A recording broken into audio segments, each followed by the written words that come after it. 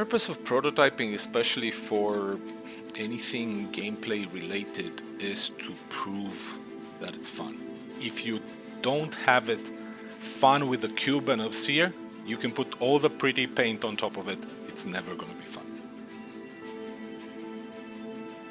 So with the resource management, we have this idea that there is one way the resources are managed throughout the entire game. There's one way to consume them, one way to produce them, and all the items everywhere, they use the same system. So we started by creating this small example of a ship where we have a power plant, we have a fuel tank, a battery, we have lights inside the ship, we have turrets, we have weapons. We try to build a priority system, so you never want your lights to have the same priority as, for example, your power plant or your weapons. Basically, as soon as we start the simulation, the power plant goes, I'm online now, but I have no fuel.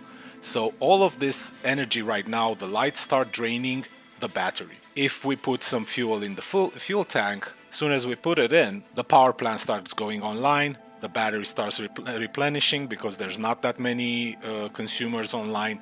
If I go, okay, let's say I set my weapons, my laser weapons to fire, as soon as I do that, there will be more drain on the energy. We can actually see we have a simulation of resources. We know we're producing this much power and we're requesting this much. We're running everything through exactly the same system. Now, same thing, let's say someone takes out our power plant because it got shut down or got sabotaged. Automatically now we're on battery power. It might go, okay, we don't need weapons now, we're going to turn them off. Lights, I only need the one in the front, so I'm conserving a bit of battery power until I can repair my power plant. Once I repair my power plant, this goes online and I can start turning stuff on again. And this was our first thing we did, where we built the ship, and we built this tool in a way that allows us to build different ship configurations. So as you can see, you can kind of understand the basic shape of a hammerhead. As soon as I turn on the simulation, we can see we have both power plants are starting to produce power. The fuel tank starts to get drained. The battery is on full capacity. We have these relays. Relays are a new concept that we're introducing in the ship in order for all those resources to travel from the fuel tank to the power plant, from the power plant to the battery, from the battery to the lights. Everything travels through these relays. Now, each relay you have on your ship is going to consume power. So the less you have, the more efficient you're going to be. The more you have you're going to be more redundant. For example, in this case, let's say someone sabotages this and they destroy this part. You can see already this part of the ship lost resources. If we lose this one, this power plant is off. Let's say now I need to start shooting. So I'm manning my turrets and they're shooting. I'm starting my hammerhead doesn't have these weapons exactly here. We're just trying to simulate a ship at this point. You will start notice my lights started going off because in the priority my lights are very low priority. If you look at the battery is starting to drain. Let's say at this point it reaches 0.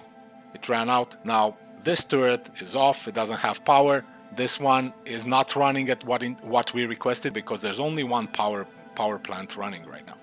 Now if I have a mechanic on board, he'll go, okay, this relay is broken, get power back to that power plant. As soon as we got power back to the power plant, we're starting to get our resources back, lights start going back online, we're back in business at this point. But let's say we have, I don't know, a smarter saboteur that goes, well, I kind of see how this ship is configured, I'm actually going to cut it in half.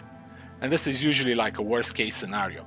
The system is smart enough to understand the idea that once the ship is cut in half, this front part of the ship has its own resource network, and this part of the ship is its own resource network. So it runs them independently.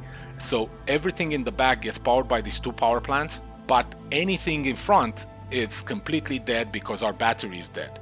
As an engineer, your main goal is going to be to keep your ship as operational and as efficient as possible. So let's say now I'm transporting goods. I'm just moving from A to B. It's a pleasure cruise, no problem. I never want to travel like this. Each of these relays is going to be a drain on resources. So I'm going to turn this one off because I can turn this one off and I can turn this one off, and power and resources still have a route to travel, and I'm still keeping everything online. I'm trying to minimize the number of things that I'm powering on the ship. So this would be a viable configuration in which I'm still keeping everything on the ship fully functional. But let's say I go into battle. With this configuration into battle, if I take a hit here and this gets shot or gets sabotaged, I instantly lost half of my firepower. So it's a good thing to use when you're not in danger. When you're in danger, you just switch stuff to a more redundant system. Besides this, with all the overclocking and setting power levels, setting resource levels for each items, setting priorities, I think that the engineer is going to be a crucial part of the ship. So this is where we are right now with this prototype. This is going to take quite some time to implement. This touches on a lot of systems, a lot of stuff will have to get refactored, but we're hopeful that once this reaches the live environment, this is going to make the game so much better for everyone involved.